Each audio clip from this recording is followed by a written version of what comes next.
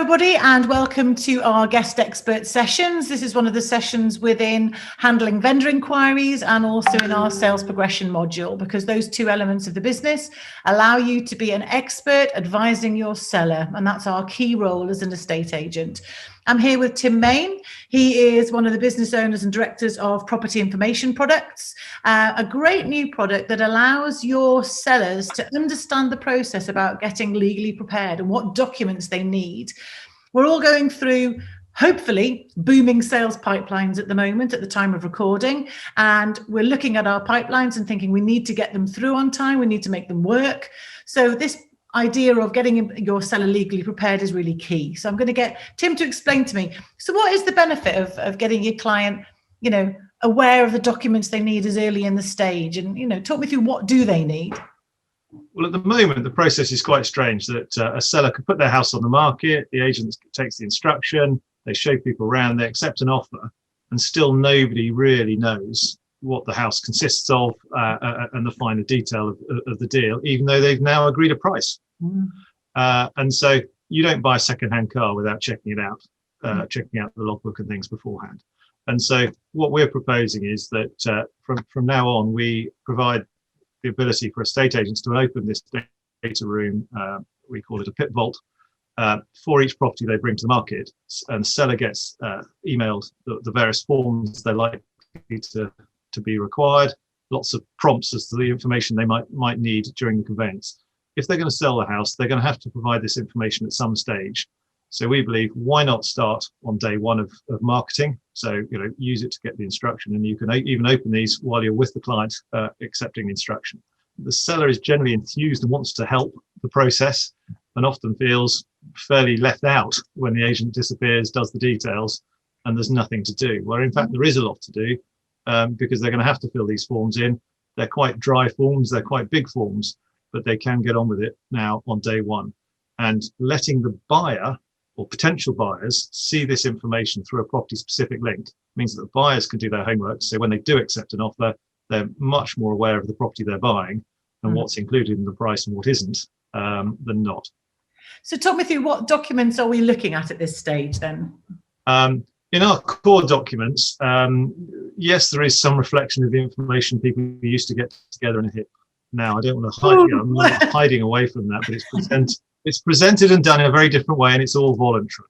So, but what we're trying to do is get that information together. So, because it goes to the other conveyancer later on, yes, we do put estate agent's details in there and those sort of things. But the key information from the seller is the property information form. Now, this has a number of different names at the moment because it's going through a certain digitization process. And at the moment, the Law Society produces the TA6 form, which is the standard protocol form. And they obviously have the copyright, which is a valuable asset to them. So therefore, they've been involved with the NEA and the Home Buying and Selling Group in designing this new form, which comes out under different names, the BASPI form or the PIQ form, the NEA call theirs, which is available to anyone and everyone off their website. So it's now a digital form. So whichever one you choose to use, we use the digital form. That information is the key. That asks you about everything that you've put into the house and planning permissions and all that sort of thing while you've owned the house. And that is the key one to complete, I believe. Yeah. So I suppose, do we as the agents need to help our sellers gather this information? How many of them do you think just go off and do it themselves? What's our involvement? I think it's a key part to modern estate agency is understanding that form, knowing the sort of questions on it. And I'm pleased to say, when I was selling houses, my team, on instruction, we would jump in the car and we would go and sit down with our clients with that form until they'd finished it. Yeah. In those days, paper-based, it often sat on our file. We gave the solicitor a copy, and that was about it. Did we share much of that with the potential buyers? No. But now, we've got this digital system, and I think buyers will be much more savvy going forwards and want to know that information. And I think for me, it's about our obligations under the consumer protection regulations as well, isn't it? There might be elements that pop out of that PIQ form that causes problems that we need to make the client aware of anyway. They're all questions and answers that a good agent should almost ask anyway when he's selling a house. So yes, why not get the client to put the information down? Nobody's liable for that information because it's the client's information. It's not the estate agent's information. Yes, the agent's around it, but it's not the client, the estate agent's information. So there's no liability per se, as long as there's nothing there that they should have been aware of. So no, it's hopefully a win-win for everybody. And there are other benefits, I believe, because it involves the seller, gets them much more involved in their sale at an early date. Hopefully stickability with that agent as well, if they've helped them and things, if times are quiet, and I assume we'll hit some quiet times again. So stickability, hopefully quicker exchanges when a sale is agreed. The buyer should know much more about the property, so less fall throughs, which helps cash flow and all that sort of thing, which is probably key again for agents now. And it helps win that instruction in the first place. Here's a tool, you can start this afternoon. If you instruct me, you can start. And I think that's one of the key things for me, because one of the things agents always ask me is, how can I improve my conversion rate? How can I spot more, win more business opportunities? How can I get more properties on the market? And I think one of the main bits of advice that I give agents at the moment is make sure you stand out as a property expert. Because if you go in, whiz around, take a few notes, tell them what it's worth, and just pitch your words, your pitch that you've done a million times before, then you don't engage with the customer. And one of the things that I often advise people is find out what has happened with the seller in a previous sale. What happened with last time they sell? Were there any problems? Anything that they're concerned about this time? And it could be there was a fall through, or a buyer pulled out, or there was a delay with title, like I've just had on a property recently. I had a cash buyer on a property, should have exchanged and completed in a week, literally. But my previous lender hadn't discharged the charge correctly, and it took me 2.5 months. Now, I could have lost the buyer, I didn't. But if I'd known at the beginning or thought about it, then I should have checked the title. But I would know next time to think differently. So if an agent spoke to me and said, one of the things that might happen is you could have a problem with title, I'd trust the advice from that agent, and I'd want them to work for me. So I think for me, the main point that agents should be doing to stand out against their competitors and ultimately charge higher fees. If you're seen as a property expert, then you shouldn't fear saying my fee's a little bit higher than my competitors, but the reason we do that is X, Y, and Z. So we think it's an instruction getter. So talk me through, so getting through to exchange and speeding up the process. How does getting legally prepared early on with your sellers, how does that help, do you think? Why should agents be doing it? Well, today, often when the sale is agreed, the seller hasn't started preparing any information for the conveyance. And there is a huge amount of information they've got to get together to sell a fairly big asset. And so what we're saying is if they prepare that before, during the marketing phase, then they're one step ahead. And the buyer, when they agree the sale, their conveyancer gets all of information prepared up front. And so much of the conveyancer's time is spent gathering information, just doing admin at the moment, not conveying. And once the information's together, the conveying process is relatively straightforward. And so, yes, it's checking all so as much information as can be prepared before, the better. So give me a list of the documents that they should be. So searches, how does that fit in with your process and your advice in terms of getting prepared early? Well, I think searches, we have a slot so people can put their searches there if they order them. There are various companies soon offering that service within our site, but it's not there quite today. But if searches are there, certainly when I sold my house last year, I ordered them up front. Actually, I went through my solicitor, got the searches, made them available, and the buyer bought them off me at cost. So it didn't cost me in the long run anything, but I had a 3-month window to try and complete in. And with the delays around at the moment, but for some of the local authorities, why not get the searches? They last for 6 months. And I think it's only 10% of houses that complete don't do so in the first 6 months. So it's not a huge risk in the process.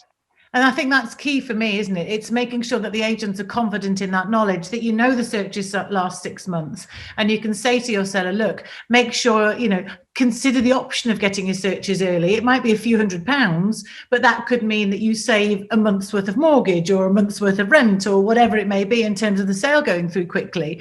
So all of it relies on those good questions with your sellers saying, you know, would you consider getting your searches done early? Would you consider all the information up front? You know, would you be prepared to invest a little bit in doing this? That's the key, isn't it? Yeah, and it depends where you are in the cycle. Certainly today, if people are thinking of trying to get through by the stamp duty window, end of stamp duty window next year, buy your searches. You know, £250 in the cost of the value of the house as a percentage, it's not a big risk. No, absolutely. If you're in a really slow market and you assume it might take 6 months, 12 months to sell the house, then maybe you don't get your searches up front. You get the rest of the information ready. But as an agent, you tend to get a feel when things are warming up. Yeah. So that if you suddenly have been on the market for 3 or 4 months and you've got a second, 2 second viewings at the weekend and another fresh viewing next week, then you might just say to your clients, is it the time to take that risk and buy the searches now? At least you're 2 weeks further down the line if you agree a sale 2 weeks later. Absolutely. And even you're more than that, because often it takes on average something like about 8 weeks for the searches to get ordered from the sale being agreed at the moment. So even if the sellers agree, even if the sellers get it done on the sale agreed, they're well ahead. Yeah, absolutely. I think for me, a lot of it's so key. I think the property information questionnaire is important because that means that we can look at that and check the spelling of names, check that we've got the joint owners information correctly so that when we do come and send out our memorandum of sale, that's correct. Because I know solicitors have told me that can be a cause of delays because off the CRM system, we've automatically put Bob Smith, but it's Robert Smith or John Robert Smith. So I think having information as early as possible just literally narrows down the risk of there being problems. So we could spot a title problem. We can get searches earlier. We can understand if there's anything from a consumer law point of view that we could advise our clients on. So all of it has got to be a benefit in my mind. 3 things, I think, to convey quickly and sensibly. You need the searches, the title, and the follow-up titles, and a well-completed property information form. If you've got that, you're 90% of the way there to a successful exchange. Absolutely. So we've covered speeding up the exchange. What about fall-throughs? Do you think it saves fall-throughs? I think it saves fall-throughs in 2 ways, really. One is, I think we all accept the horrible fact that agents know it. The longer a property spends in the pipeline, the more likely it is to fall over. Yeah. And when so it comes quiet. Nobody quite argues with that, I'm afraid. We all know it happens. And so reducing exchange times has got to help that. Yeah.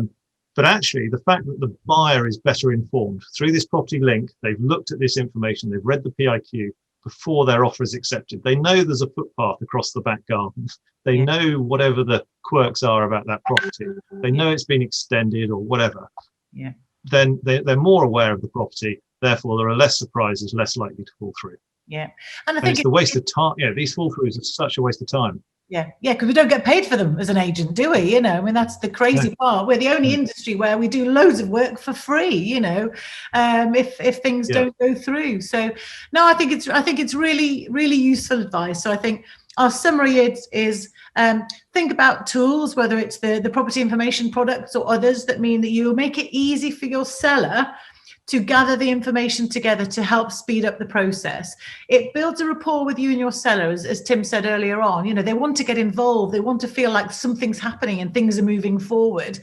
So if you haven't quite got the viewings in the first week or so, but they're getting date information together and you're talking to them about that, it feels like things are happening. So that, again, in terms of communication, is going to help build that relationship, because quite often we can lose the trust with our seller in that first couple of weeks when we put it on the market, because we're thinking we're doing loads. We haven't spoken to them. They don't know what we're doing. We've lost that communication. So for me, that communication element is going to help you keep your seller happy. I think it's a tool to help you stand out in terms of your advice to your sellers. You know, look, if you get all of these things up front, it helps us comply with consumer law. It helps us speed things up. It helps us find you really good buyers. And all of those elements, I think, is part of the key element of keeping your sales together. So I think being legally prepared, particularly in the current market, whether we have reservation forms agreed or any new products, You have the control as an agent to literally develop that relationship with your client. Absolutely. Fabulous. Anything else to add there? I think one thing you touched on earlier was being a property expert. Agents understanding a little bit about their about the conveyancing process.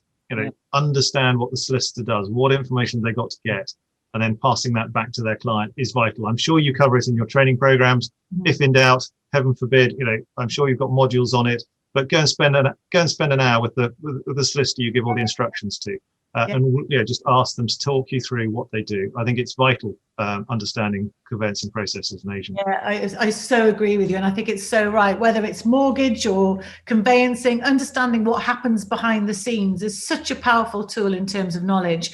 And in fact, our sales progression module, we actually interview a solicitor, so we get his viewpoint as to why should we not pester him every 5 minutes, but what should we do to make the conveyancing process go quickly. So he gave some really good insights in that as well. So that's why these guest expert sessions are great. It gives people a real understanding of what happens in all these different roles and different tools that we have available as an industry, which is fabulous. Thank you. That's brilliant, Tim. Really enjoyed that. Thank you very much. Thanks.